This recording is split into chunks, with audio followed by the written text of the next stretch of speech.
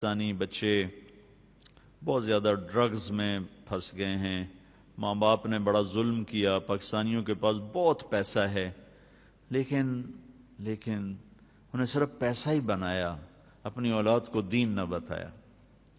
تو ہمارے بہت بچے ڈرگز کے کاروباری بن گئے, تو جیلوں میں پڑے ہوئے ہیں کچھ میں. تو میں مقامی لوگوں سے کہا یار مجھے کسی جیل میں, چونکہ میں یہاں بھی جیلوں میں جاتا ہوں بیان کرنے کے لیے, یا مجھے کسی جیل میں لے جاؤ, میں وہاں ان بچوں سے بات کروں گا. تو پریسٹن جیل میں لے گئے مجھے.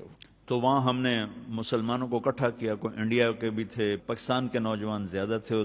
کیسز سارے یہ ڈرگز کے تھے, ایک دو کیس کوئی اور تھے لیکن زیادہ یہی نشہ بیچنے کے چکر میں تھے. تو میں نے ان کو بٹھا کے بات کی, ان سے توبہ کروائی, بڑے خوش ہوئے وہ.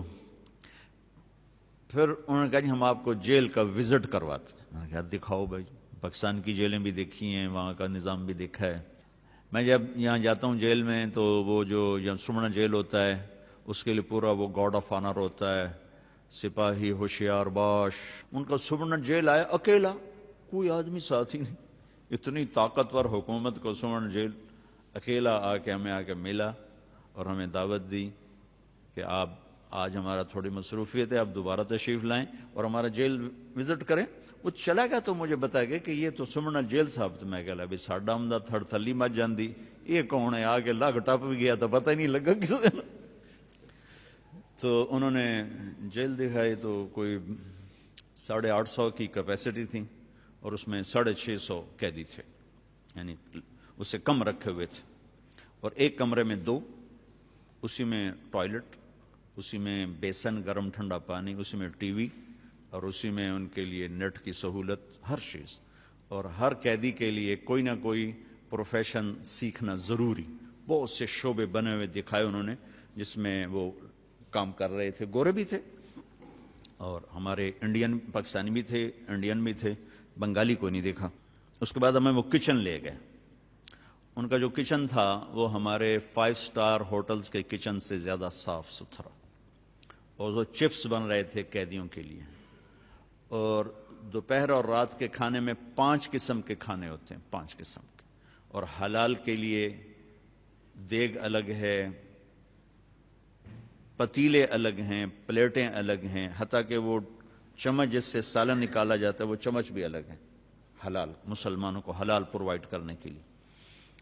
اور پھر انہوں نے ہمیں ایک ہاٹ پاٹ دکھایا اتنا سا, وہ 150 پاؤنڈ کا تھا. وہ ہاٹ پاٹ کو 25,000 روپے کا ہاٹ پاٹ, کہ یہ اس میں مسلمانوں کے لیے رمضان میں ان کو سحری اور افطاری کا کھانا گرم ملے, یہ ہاٹ پاٹ بنایا گیا.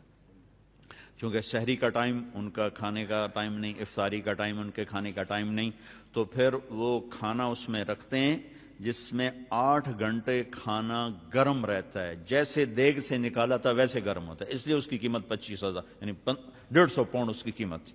جتنے مسلمان قیدی ہیں اتنے ہاٹ پاٹ اس میں ہوں گے. وہ روزہ رکھیں نہ رکھیں ان کی سردردی, ان کی طرف سے ان کو وہ گرم کھانا ملے گا, سحری میں بھی افطاری میں بھی. جس دیگ میں کھانا تیار ہو رہا تھا وہ 9,000 پاؤنڈ کی دیگ تھی, یعنی کوئی 16 لاکھ کی وہ دیگ تھی. میں نے کہا یہ کیا بلا ہے کہ 9,000 پاؤنڈ کی دیگ. ان کا جی بس اس میں کچھ کرنا نہیں پڑتا, کھانا بنانے والے کو ڈال دیتے ہیں سب کچھ, اور جب زیادہ کوانٹٹی ہو تو نیچے سالن کھانا لگ جاتا ہے, گوشت لگ جاتا ہے, سبزی لگ جاتی ہے.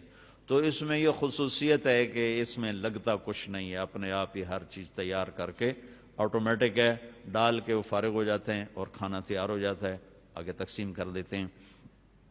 اور پیچھے انہوں نے ہمیں وہ دکھائے ان کے جو فریج اور فریزرز, اور جہاں سے کچا میٹیریل آتا ہے وہ اتنا تنکا بھی مجھے نظر نہیں آیا, اتنا ٹیشو پیپر نظر نہیں آیا, صاف ستھرے. سب سے عجب بات جو آپ کو بتانے والی تھی کہ کسی جیل کے افسر کو اجازت نہیں کہ قیدی کو انگلی بھی لگائے, وہ چاہے گالیاں دیں, چاہے پتھر ماریں, چاہے ان کو برا بھلا کہیں, ان کو اف کرنے کی بھی اجازت نہیں. ساڑھے تو لمحے پا کے فنائیاں پھیر دیتے ہیں، اور باقاعدہ ٹی وی کیمرے لگے ہوئے ہیں کہ چیک کیا جا رہا ہوتا ہے کہ کوئی کسی کو بے عزت تو نہیں کر رہا، ہاتھ تو نہیں اٹھا رہا۔ پھر ان کو خرچہ الگ ملتا ہے، ماہانہ خرچہ ہفتہ واری خرچہ ملتا ہے، کچھ پاؤنڈ بتایا انہوں نے، مجھے یاد نہیں رہا۔ ایک بہت خوبصورت اس سے اتنا بڑا ڈپارٹمنٹل سٹور تھا، اتنا بڑا جتنا یہ آپ کا ہال ہے، صاف ستھرا، ضروریات زندگی کی ہر شے مہیا۔ جس مذہب کے لوگ ہیں ہر مذہب کا عالم آ کر ان کو آ کے تعلیم دیتا ہے۔ اگر کسی مذہب کا ایک آدمی، ایک سکھ جیل میں تھا تو اس کے لیے ان کا عالم ہفتے میں ایک دفعہ آ کر ان کو تعلیم دیتا، اور وہ اس کی تنخواہ گورنمنٹ دیتی۔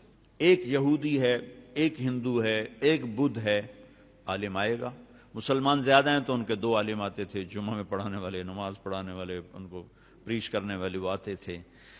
تو میں نے وہاں اپنے ساتھیوں سے کہا جس قوم کے یہ اخلاق ہوں، انہیں ہم نعرہ تکبیر سے فتح کرنا چاہتے ہیں، ہم بھی کیسے دیوانے کہ ظلم و ستم سے بھرے ہوئے، فرعونیت سے بھرے ہوئے، اور ہم چاہتے ہیں کہ ہم میدان مار لیں خالی نعرہ تکبیر۔ جو قیدیوں کے ساتھ یہ سلوک کر رہے ہوں، باہر ان کا کیا سلوک؟ میں تو پریشان ہو گیا، میں نے کہا ان پہ زوال نہیں آ سکتا، چونکہ ان کی جو برائیاں ہیں وہ انفرادی برائیاں ہیں، انفراد، اجتماعی ظلم نہیں ہے ان کو یہ فکر نہیں ہے کہ کوئی وکیل کسی کے ساتھ مل کر میرے اوپر جھوٹا کیس کر دے گا، اور کوئی جج کا قلم فروخت ہو جائے گا، کوئی میری زمین پہ قبضہ کر جائے گا، کوئی میری بچی کو اٹھا کے لے جائے گا، یہ ان کو کوئی خوف نہیں۔ اجتماعی انفرادی نافرمانیاں ہیں، اور انفرادی نافرمانیوں پہ اتنی جلدی پکڑ نہیں آتی جتنی اجتماعی نافرمانیوں پہ آتی۔ ایک دفعہ موسیٰ علیہ السلام نے اللہ تعالیٰ سے پوچھا، یا اللہ، فرعون تو کہتا تھا میں خدا ہوں، تو نے اس کو اتنی لمبی حکومت کیوں دی؟ تو اللہ نے عجب بات کی کہ یہ کم بخت اپنی رعایا میں عدل کرتا تھا اس لیے حکومت۔ ظالم تو بنا جب وہ اس کو پتا چلا کہ میری گئی حکومت، تو اللہ نے کہا میں نے اس لیے اس کو حکومت دی کہ یہ رعایا میں عدل کرتا تھا، اس لیے حکومت دی، حالانکہ مجھے پتا ہے یہ کم بخت کہہ رہا ہے میں خدا ہوں۔ تو بس آپ بھائیوں کی خدمت میں گزارش ہے، جتنا کر سکتے ہیں